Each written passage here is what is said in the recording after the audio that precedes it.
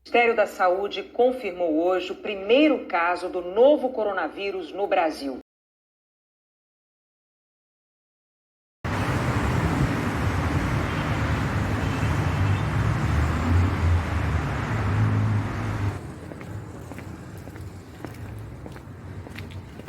A gente está em época de pandemia, então é preciso ainda usar a máscara. Hoje está chovendo, clima.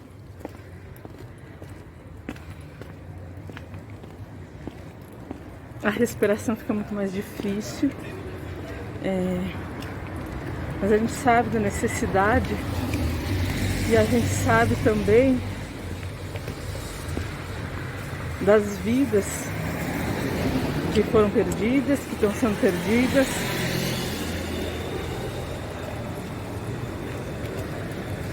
O que esse momento de reclusão trouxe.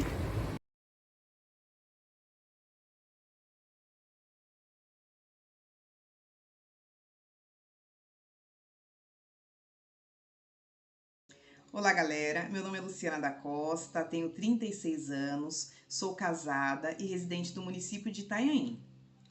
Quando me perguntam como foi essa fase foi de medo. Foi de medo porque eu pensava como seria, né? Eu estava estudando, como seria se eu pegasse Covid, se eu viesse a falecer. Eu sou casada e eu subia para o Hospital São Paulo, né? Subia porque é Baixada Santista, então eu subia para o Hospital São Paulo e meu marido também ele trabalha em hospital aqui no município. Oi, me chamo Elisete, tenho 39 anos, trabalho de assistente financeira em um terminal de carga. Bom, minha experiência na pandemia foi típica de filme, né? Coisas que só víamos no cinema se tornam nossa realidade.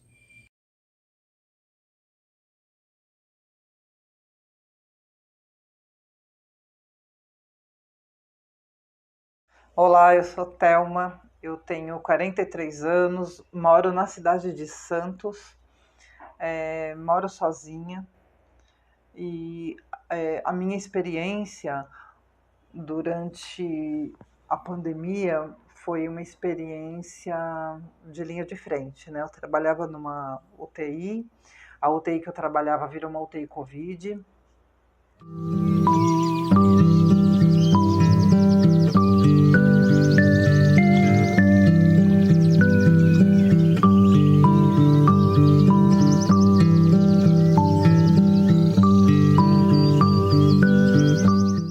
Paramos para pensar e conversar sobre vida e morte, porque há uma cultura, né, de não falar sobre a morte, só sobre a vida.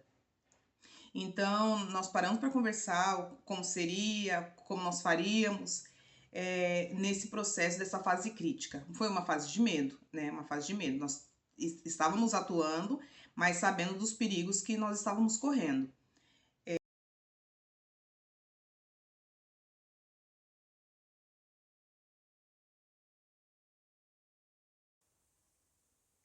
Olá, eu sou Natália Brescancini, eu sou artista, professora, pesquisadora das artes visuais. Sim, eu fiquei bastante tempo, bastante isolada, eu e meu companheiro, Eric, e nós dois, a princípio, perdemos vários trabalhos, contratos, mas logo passamos para o home office, né, como professores, então também isso possibilitou o isolamento realmente.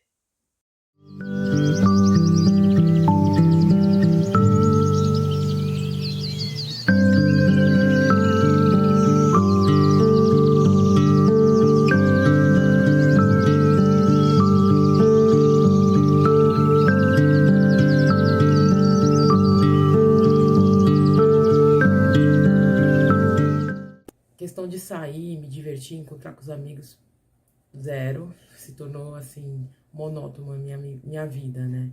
Era casa, trabalho, trabalho, casa. E minha família, né, já morava com a minha mãe, com a minha irmã, elas também ficavam bastante em casa. Mudou um pouco a rotina delas, que elas iam à igreja, assim, diariamente, e a igreja também fechou, então a gente ficou mais tempo em casa, mais tempo juntas, fazendo mais atividades juntas, vendo TV, as refeições, enfim.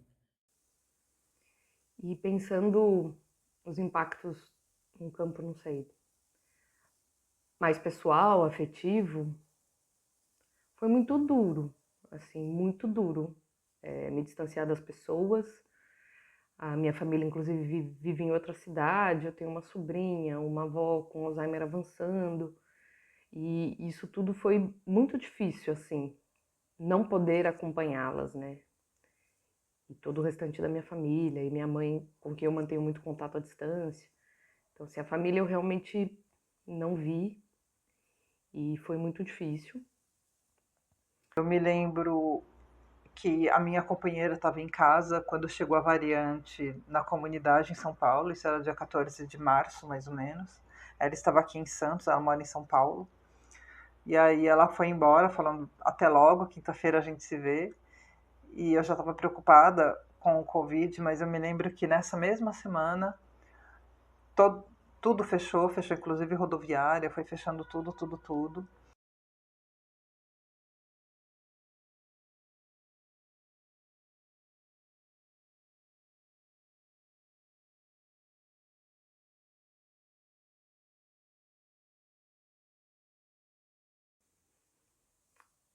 Eu acho que tem muitos impactos, assim, né? Esse período de isolamento. Tem, tem um lugar que é esse do profissional, né? Que a princípio eu tive muita resistência, assim, como educadora e como artista, a aceitar me relacionar através de telas, esse lugar de perder a presença, perder o contato. Eu sinto que eu fiquei um tempo resistindo e negando isso, assim, até que, enfim, de alguma maneira me adaptei e encontrei um jeito de fazer, independente, mesmo não estando muito feliz com isso, assim.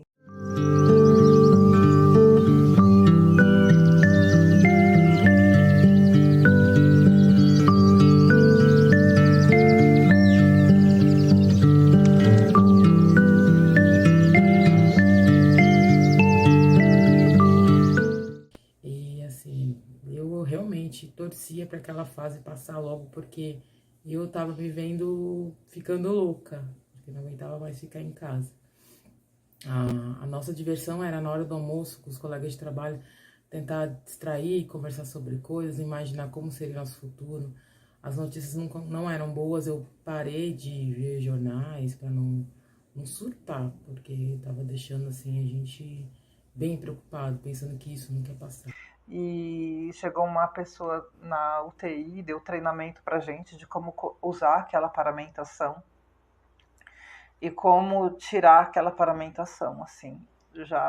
E essa mesma pessoa falou assim, olha, vai acabar material, a gente não tem onde comprar mais, a gente não tem muito o que fazer, cuidem muito, né, não gastem equipamento de proteção individual, porque por enquanto o que a gente sabe é isso, assim, o que nós temos de material vai acabar e não tem onde comprar. O Brasil não produz muitas coisas, mas tomem cuidado.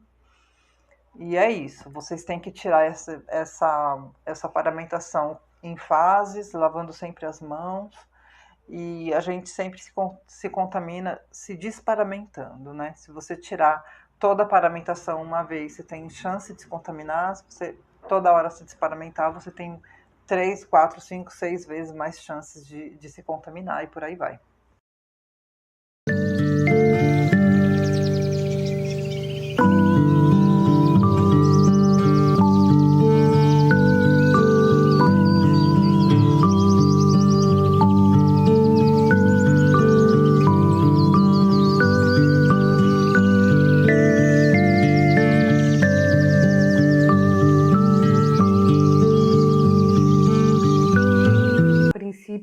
Eu me lembro de um incômodo muito grande, de uma sensação de que eu tinha um teto sobre a minha cabeça o tempo todo. Foi uma sensação mesmo, assim, de que faltava abertura, assim, amplitude, não sei. Era como se o teto fosse um peso mesmo que eu estivesse equilibrando. Isso me incomodava bastante. A gente tentava ficar dentro do ambiente fechado, paramentado, o máximo de tempo possível. E aí eu tive muita fome, muita sede, segurei muito xixi, muita vontade de ir ao banheiro, E desses 3, a sede é o pior. É o pior, assim, ficar com sede muito tempo.